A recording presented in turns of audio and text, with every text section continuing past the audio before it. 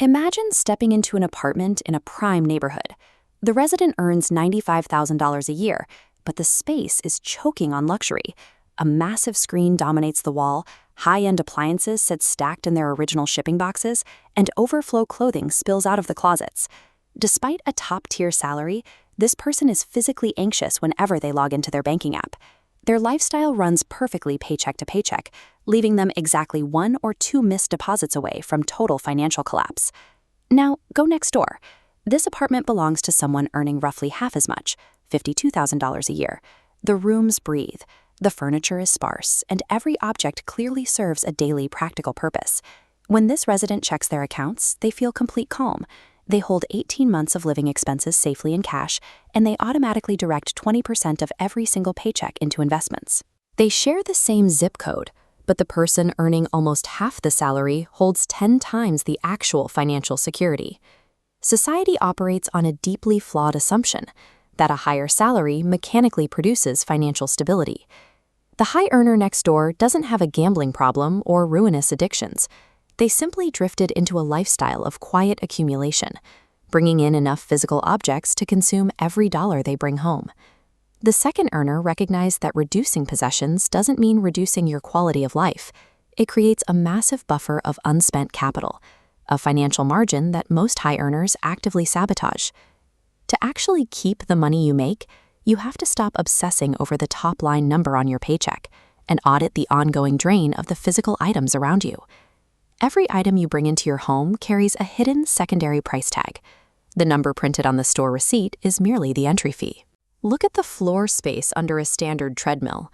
In most urban areas, residential square footage costs roughly $50 per foot annually. By letting that machine sit there acting as a clothes rack, you pay nearly $1,000 a year in implicit rent just to store it. Then there is the psychological toll. Researchers have mapped how visual clutter directly spikes cortisol levels in the brain. Your unused items require cleaning, organizing, and physical navigation, steadily draining your cognitive focus. Add to that the math of lost compounding.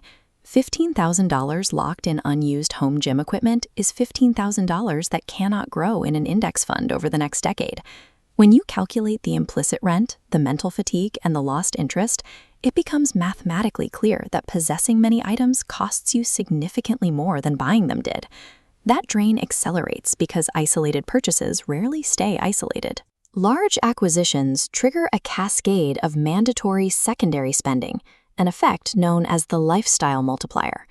Buy a $30,000 boat, and you instantly owe money for a trailer, winterization, off-season storage, insurance, and specialized tools. The initial purchase is just the center of a rapidly expanding financial web. To shut down this expanding web, you have to run a strict calculation before opening your wallet. Cost per use. A $400 jacket worn 200 times costs you exactly $2 a wear. A $200 jacket worn twice costs you $100 per wear.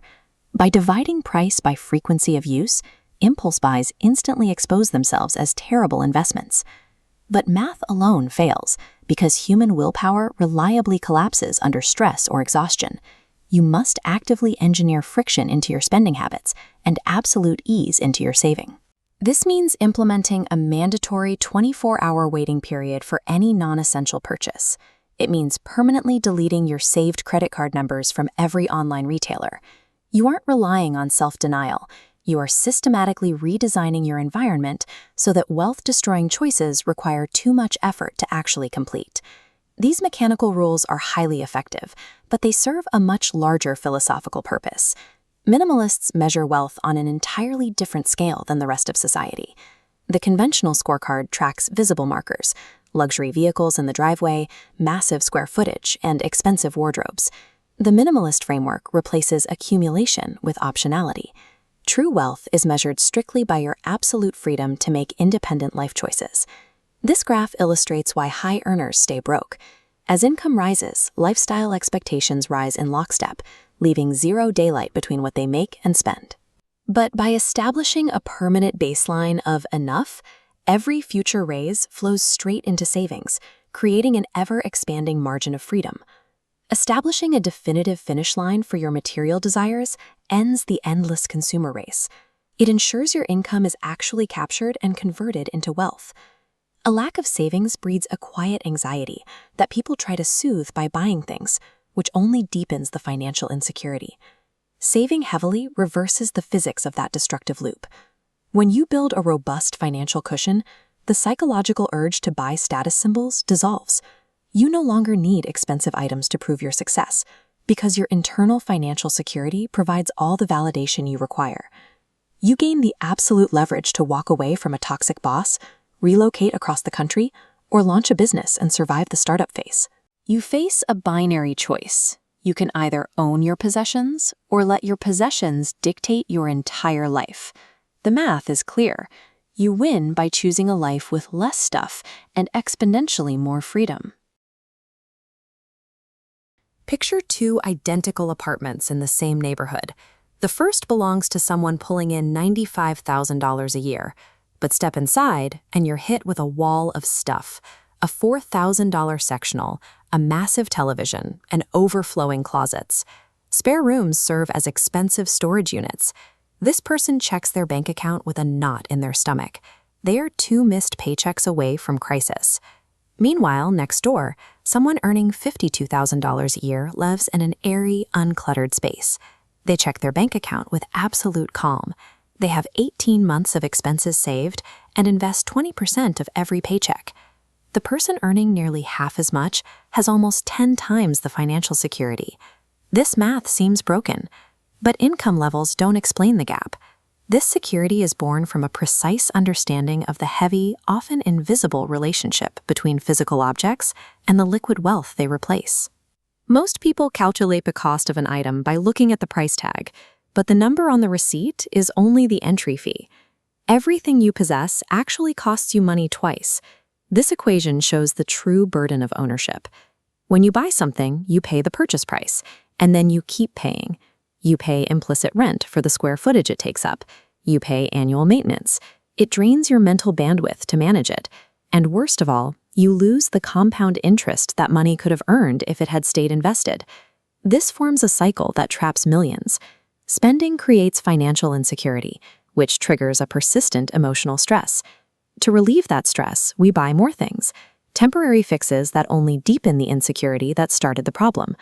High earners fall straight into this trap by mistaking lifestyle inflation for success.